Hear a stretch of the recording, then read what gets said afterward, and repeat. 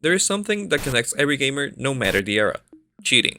Whether someone was looking at your screen back in the split screen shooter days, someone using wall hacks or aimbots, or simply activating God mode. But what about cheating when you don't have any other choice? Getting stuck in video games is a common reason to drop a game, though in some situations you are basically forced to ask for help or for info somewhere else. Seeking information that isn't given to you in-game feels questionable, but it is almost an universal experience. Gamers in the 90s have strategy magazines, then there was the internet, and finally tutorials. Isn't it interesting that something everyone has to do is considered cheating? Let us illustrate with an example. When we were kids, we rented out video games to try them out through Blockbuster. Rest in peace, Blockbuster. We tried out Super Paper Mario for the Wii. There's a section in World 2 where you need to obtain 1 million rupees because Mario breaks a base. There was only one way of obtaining rupees: hitting this block a million times. Of course, being 6 and 9 years old at the time, and now 20 and 23, hitting a block a million times is impossible. We only rented the game for about a week, got stuck there and got frustrated since we needed to return it back to Blockbuster. Our mom bought us the game eventually, thank you mom and dad. We still love our red Wii, although it is just gathering dust in my brother's room. And after getting through the early game, we got stuck again in the same section. At the time, I had never searched for clues on a video game on YouTube or on the internet. I've always played the game myself and gotten out of sticky situations by myself. I got tired around, I think it was like 10,000 rupees, and said to my brother, what if there's an easy way out? Could we find it on the internet? So we booted up our grandma's old computer that poor thing barely ran Super Mario Bros. 3 emulators and started our search. We found this page, or at least I think it was this one, and wrote down the code on a piece of paper, and we felt so proud of ourselves instead of feeling like cheaters. In a way, it was because of our meta knowledge that pressing the right button of the D-pad for 11 hours is bad game design. Unknowingly, we ended up having more fun by looking up the cheat and finishing the damn level instead of grinding for god knows how many hours hitting a block. Technically, using the code was the intended way to play the game, but being children, we couldn't figure it out on our own. The point here is that we don't think that cheating is wrong as long as it doesn't bring you a non-consensual advantage over other players in the same game. So our past selves came up with a decent proposition that we will defend, expand, and build upon throughout the video. Games are meant to be fun, so play however you find it fun. But before we get started and we taint your brain with our ideas, comment if you think that keep inventory in Minecraft is a cheat or not. Now that being said, what really is cheating in a video game? Well, a decent approximation is a short definition like this one: playing a game in an unintended way to give yourself an advantage over the intended way to play.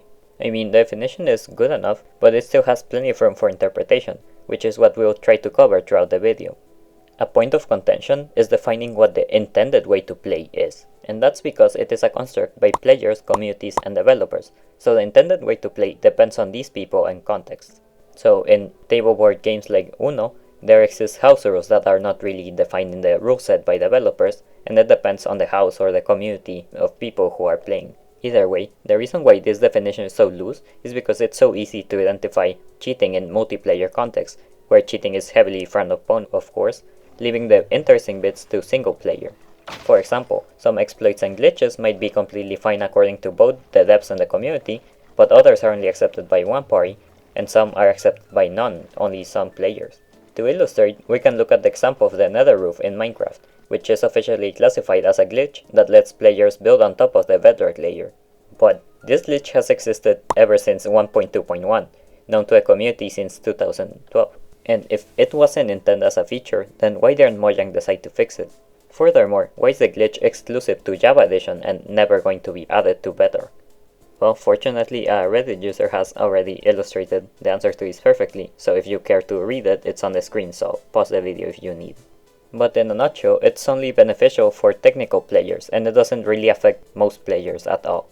Something else to add that wasn't mentioned in the comment is that one of Minecraft's core design rules is to not let updates change existing builds in previously officially released versions.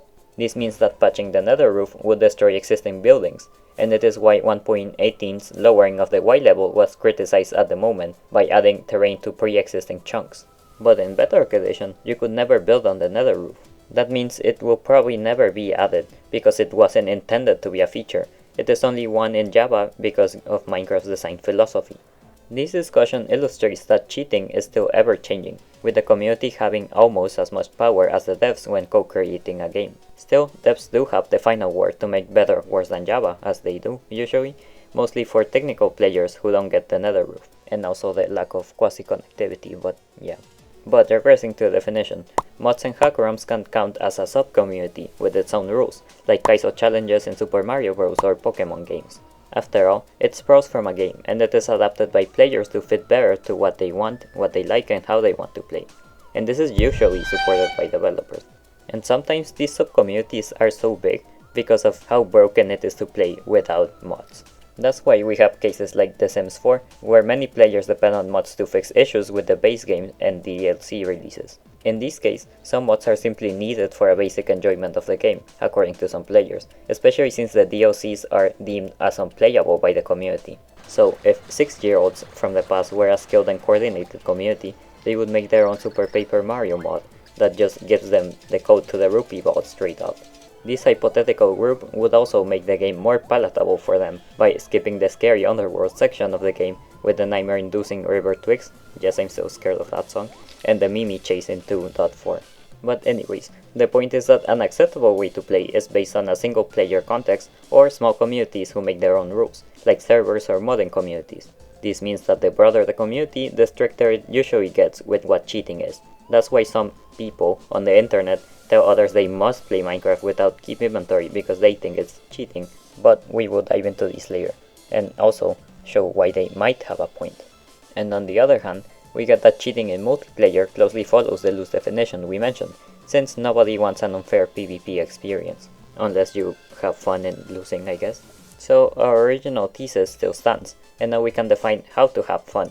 Games are meant to be fun, so play however you find it fun. And you can have fun in different ways, according to how communities have defined the intended way to play. Now, let's address the Bowser in the room though. We're just talking broadly in a single player / sub-community context, but what happens in multiplayer? In multiplayer, the only fun that can come out of cheating is frustrating other people or just trolling. Because at the end of the day, you might get more points or whatever, but cheating doesn't make the game better inherently. So, the interesting part of cheating in a multiplayer context is why people choose to cheat, not the cheating itself. As we mentioned before, cheating means to act dishonestly or unfairly in order to gain an advantage, especially in a game or examination, so personal gain is the obvious main motivator. However, several psychologists and studies have tried to look for a more specific reason why players cheat. While researching, we found an article describing 6 main reasons why a player would cheat, and the most interesting one for us was that the goal of cheating isn't necessarily to dominate a game or reduce the game's challenge. A player that has other priorities such as a job or real life stuff that doesn't allow them to leisure as much will resort to cheating as a way to take away the stressful parts of a game. This introduces a context to cheating, and something that makes sense for me, as long as it is in single player of course, since it doesn't affect other people. So that's the defense for our past selves when cheating that nonsensical puzzle on the internet, spending our precious game time by actually enjoying the game. In other contexts, there could be disabled gamers with slower reaction times or physical disabilities, and of course a disability is way different than being a kid who cannot solve a puzzle. With a little bit of empathy, you should understand why some people need adaptations in order to enjoy a game. As an example, let's take Celeste's assist mode. These settings allow you to modify the game's speed all the way down to 50%, give you unlimited stamina, 2 or infinite air dashes, a dash assist, and invincibility. We'll touch on this one later, but we think that Celeste treats this difference between the developer intended way to play and assist mode perfectly. It tells you that there is a difference, and it recommends that you try the intended way first, but it empowers you to play with the assist tools if you need them. Furthermore, it doesn't take away from achievements, which is a point we will talk about later. Another example for this would be the captions in Minecraft that allow you to see through walls in a way, but it also helps deaf players know what's going on around them. But focusing on gamers who, let's assume, have enough time to play and have no disabilities, what's logic behind cheating there? I found that this article explains it pretty well in a self-determination angle, and it explains that usually gamers with extrinsic motivations are found to cheat more. Self-determination, as its name explains it, is what drives each person to do something. Intrinsic motivations come from within, such as the accomplishment of maxing out a weapon, obtaining the best score, or whatever, but things that come from you. Basically just having fun in the game or the satisfaction of accomplishing something hard by your own merit. Extrinsic motivations, on the other hand, usually are competitive victories or rewards, such as exclusive items in tournaments, skins, etc. Something external that is being given to you when something is accomplished in game. The article found that extrinsic motivations are usually linked to cheating since you just want the reward no matter the cost. An interesting debate that started the idea of this whole video is the cannons in Mario. My girlfriend said that she considers the cannons in Mario as cheating, since she says that she wants to beat the game in a complete way. I think the cannons are fine because I want to beat the game as fast as possible, so I don't care if I have to use the cannons for this. And that's just 2 very small sub-communities talking about skipping levels in a Mario game. What's interesting here is that her older sister was the one who taught this to her, and in the case of us, my brother, I am the older one, agrees with me on the use of cannons. Of course, this is not the whole picture and there are infinite reasons as to why gamers cheat, but they usually will fall on gaining something. So let's add a small thing to our previous statement. Games are meant to be fun, so play however you find it fun, as long as it does not come at the cost of other people's fun. Now let's look at some different cases and how devs and entire communities deal with this. At this point, it should already be clear that using the canons in Mario or keep inventory in Minecraft are either cheating or not cheating according to how a community defines these rules. Now, expanding these to all settings in all video games is just impractical to evaluate all of the video games in each of their own settings and for all people to agree on something conclusive. I think that overall, in single player, any modification is fine and the devs and community can decide it as the game starts to build upon itself, especially live services and early access games. Either way, there's a great video that goes more in-depth about how devs and communities should deal with the settings and the intent of games, and it is quite an interesting take. For a TLDR, a game dev should clearly indicate their opinion on the intended way to play. But it is beneficial for everyone if they give players options to play however they want, even if it takes a small note in each option. It can be something as simple as, this setting is not meant to be how we, the developers, intended the game to be played, which can affect the experience. So, moving on to interesting cases, one of them is Ark Raiders. I really have not played this game, but my brother forced me to put the example, so here it is. In Ark, you can use the in-game voice chat to let players know that you're friendly, or that you're not, I guess. And many people tell you that they're friendly, and once you have your guard down, they will just shoot you from the back and take your loot. Technically, this is not cheating, although it falls under the definition of acting dishonestly in order to gain an advantage. And that might be morally questionable, but it is not cheating. This is part of why we mentioned earlier the definition of cheating is very loose, since we can all agree that this really isn't cheating as it is meant to be part of the experience of the game. However, this technically falls under the definition of cheating we mentioned, since people act dishonestly to get an upper hand, so it's like untold art etiquette for non-assholes. We hate you even if you aren't technically cheating. Moving on to assist mode in Celeste, I think this is the most interesting case yet. First, this isn't the same as cheat mode, which unlocks all areas in the game and lets you skip chapters and sections completely. So, the latter is actually intended to be something not to play with the first time, as it straight up makes playing the game completely optional, though it is really useful for speedrunners. The other point we haven't considered is that achievements on Steam are activated with assist mode too, also on cheat mode for some reason which I don't actually understand why.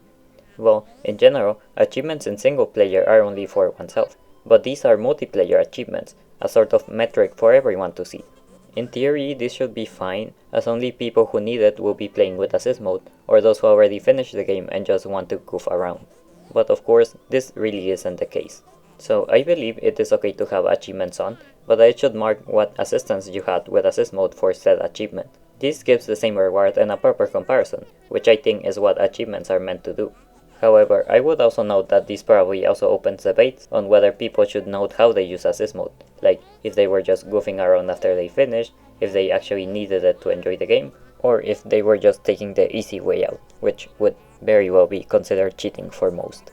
Of course, this also opens again the problem of being honest when it comes to using assist mode.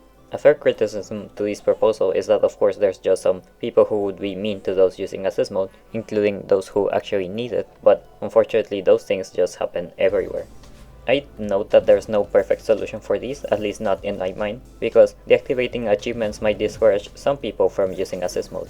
And that shouldn't be a problem either if you only care about having fun and not a random achievement, but it very much might affect how you perceive using assist mode. Then again, keeping achievements on might incentivize people to use assist mode when they don't need it, also devaluating the achievement. And of course some people might say, oh, it doesn't devaluate it that bad, but this is the current state of the game. Like, what do you mean this thing has 6.4% completion rate? It's so high for something so horrible. Anyways, coming back to my senses, this is why I propose marking the use of assist mode, which seems like a better alternative compared to the current solution and that of deactivating achievements. And that's just because it should keep the sense of accomplishment and comparison, at least to a certain degree, higher than the two alternatives. Anyways, this section will be longer, but this point isn't the whole video, so go watch the video on why assist mode works in Celeste. Of course, after we're done with these, please keep our retention rate up, please. Now, for a more general example, cheat codes, game rules, and game modes usually fall under the same ideas as Celeste, and a lot of it boils down to naming and how the devs see the rules. To illustrate, keep inventory and changing game rules deactivates achievements in Minecraft, at least in Bedrock Edition where there's actually achievements, and a non-survival game mode does so too. But the whole point of that is that survival mode is literally the intended way to play to get a challenge compared to creative mode, say. So Minecraft's other game modes aren't how you're meant to get achievements, even if they are in the game. Now, talking about Minecraft's difficulties, Minecraft lets you change it as you please, even eliminating the game's stakes for those who are about to die to a mob and then just put it in peaceful mode to survive, which doesn't disable achievements at all. Some games tackle difficulties differently and, to be honest, more reasonably, including some developers who are, more vocal about what they think each difficulty means. As for cheat codes, which are mostly a relic of the past, well, the name itself tells you it is a cheat, but it kind of counts as a game rule in that sense, with a more obvious connotation that it is cheating. I believe special seeds in seed-generated games also count like a special game mode or a way to play, though it might really change how you play the game completely. This feels particularly true in Terraria, where secret seeds can make playing the game so different that it is interesting to keep achievements for some of them, though some of them definitely are more challenging than a regular playthrough. But this is done with intent. As you can see, there's this achievement that really only drops in a specific seed when you defeat a boss that is specific to that seed. But in general, the context gives you a lot of information about what cheating might be, with a few simple questions giving you answers or at least an approximation of whether what you're doing might be cheating. Three that we can think of right now are: did the devs put it in the game? Does it lock out achievements? Do players agree with it when the devs don't?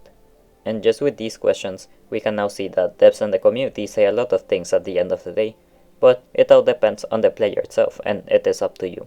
This is especially true in the context of single player with no achievements and nothing to show off to others. And in this context, if you're asking yourself whether something is cheating, then just have some self-governance and be truthful on what you think will make everything more enjoyable and what is right for you. For example, when AFKing or using auto-clickers, well then everything depends on the server, but in single player it changes considerably. In this case, you have the agency to tell yourself what do you enjoy the most, what feels true to yourself. And this even includes doing farm tutorials, because there are some players who would not look at farm tutorials because they just make it less enjoyable for them. And to know if something is fun, then just ask yourself if it's worth sacrificing your time and enjoyment for what devs think is right, and then decide based on your answer. Or, alternatively, just don't even think of cheating if you enjoy the intended way to play. I mean, Mini Pucci and Mini Nito didn't even second guess getting that rupee vault code, but we do get why many of us lose the ability to think what we like when we are constantly bombarded by opinions. And it's not even in a judgmental way. I genuinely sometimes ask myself if it was worth using an auto-clicker to try and build my sphere project in Minecraft, which you might now see in the screen. And that's all just in single player, things I have shown to some people I'm close to. Yet I still wonder if it was wrong to use an auto-clicker just to make the cube around the sphere, since auto-clicking is just faster than clicking on right-click and letting the thing put the blocks automatically. But leaving behind that last unnecessarily tough idea of how information overload can take away our opinions, let us know if you want a video about that. This is our channel, so we'll wrap up with the only way to play. A Thoughts Manual to Cheating. It is objective moral truth over there. So, cheating is absurdly difficult to define as a generalized concept since it's so context dependent. But leaving that aside, the train of thought overlords state, games are meant to be fun, so play however you find it fun as long as it does not come at the cost of other people's fun. Feel free to modify it as you may need, because at the end of the day, the game will be played by you. When the experience is meant to be shared, be mindful of other people's fun and don't be an asshole. Basically, cheating in single player is fine, and it is also fine in multiplayer only if you're playing in a server where the cheating is allowed and known. If you're generally struggling with the game, skill shouldn't be a limiter to how much fun you're having in the game or the way you want to play it. When in single player or in a community that plays how you do, such as a modded server or just a server with the option to have keep inventory on, then you can go on and do whatever you want. It doesn't affect us. We both think that the most influencing factor is when you draw a comparison like achievements. That might make it unfair for those who play quote-unquote fairly. And the problem isn't that people play differently, but that we use the same metrics for different playstyles. This is why speedruns, for example, tend to have different metrics, like no warp zones for games like Super Mario Bros, glitchless for basically any game, different versions, and others of categories. We believe that being truthful is what matters at the end of the day, and it even falls in line with the definition of cheating in the first place. However, we must also learn to free ourselves from judging players who take quote-unquote the easy route, as long as they're being honest about how they play a game. We don't think there's anything wrong with wanting a less stressful experience or wanting to take away a certain element from a game. As long as we express that this is how we play a game when sharing your experience, then we should free to play however we want. Of course, multiplayer experiences should be played with the same standards, where in theory, cheaters would be able to play with other cheaters, which sounds a little bit goofy. Either way, as we've seen, 14 years ago we were more based than people who think that playing with keep inventory is unacceptable. But let us know in the comments what you think the fine line between cheating and cheating in an acceptable way is. If you stuck around this far, thank you so much for watching. We know that your time is valuable and we are still in the process of building this channel, as you can see. This being said, your comments, likes, and checking out our other videos mean the world to us. We are a graphic designer and a college student trying to share fun things that we find in life that hopefully are interesting to you, so feel free to subscribe and share with others. Thank you.